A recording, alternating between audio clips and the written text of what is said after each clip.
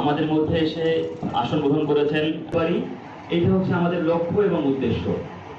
এই জন্য আমরা কি কি করলে সুন্দর হবে, পরিবেশ পরিচ্ছন্ন হবে, আমাদের এলাকায় বাসযোগ্য পরিষ্কার, এইগুলোই মূল উদ্দেশ্য আমাদের। সমাজ, একটি সমাজ যদি আপনার সুন্দরভাবে সবাই মিলেমিশে বসবাস করতে চাই, তাহলে শুধুমাত্র পুলিশের উপর দায়িত্ব দিয়ে আর যারা রাজনীতি করে রাজনীতির নেতাদের উপর দায়িত্ব দিয়ে আপনি যদি বসে থাকেন, সমাজ পরিবর্তন হবে না। একটি সমাজ পরিবর্তন করতে হলে সবাই যার যার যেটুকু দায়িত্ব আছে সেই দায়িত্বটুকু পালন করেন, সমাজ পরিবর্তন হবেই।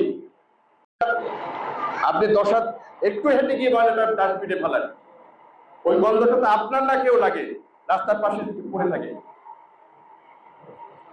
আশা করি আমরা সবাই মিলেই ভাগাভাগি করে সুযোগ্য আমরা একত্রে ভালো থাকার চেষ্টা করব। অর্থাৎ সেনাদের মধ্যে যারা ছোট বা কলি, সেটি হচ্ছে কলি সেনা, আর ফৌজের সেনা তো একই শব্দ, বিশুদ্ধ ভালো বলতে পারবেন। এবং এটা মুকুল ফৌজ, দুইটা কিন্তু আবিধানিক অর্থ একই, কিন্তু দুই নামে তাদের একটা ট্রেনিং দিয়ে অনুশীলন করে তাদেরকে সমাজে প্রতিষ্ঠিত করার জন্য সেই ছোটবেলা থেকে 1 to ছাত্রদেরকে ধরে ধরে যে বড় ভাইরা এই অনুশীলনটি করাতো, সেই জিনিসটা কিন্তু আজকে সচরাচর আমাদের চোখে পড়ে না। আমরা 75, 76 সালে বা 80 সালে বা আজকে থেকে 15 বছর আগেও 16 ডিসেম্বর, 26শে মার্চ বা এই যে জাতীয় দিবসগুলোতে এই যে বিভিন্ন স্কুল কলেজের ছাত্ররা গিয়ে বা এই যে মুকুল ফৌজ, কলির সেনা, খেলাঘর, কচিকাচা, এই যে বিভিন্ন সংগঠনগুলো মাঠে যেত, আজকে মাঠের সেই চিত্র দেখলে আপনাদের হতাশায় বুক ভরে যাবে।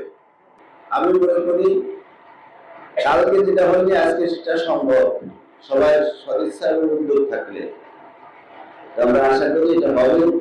আপনারা প্রত্যেকে যার যার জায়গা থেকে যদি উদ্যোগ দেন, আলোচনা করেন, যার যতটুকু সামর্থ্য আছে চেষ্টা করেন, কথা বলেন, একসময় কাজ হবেই।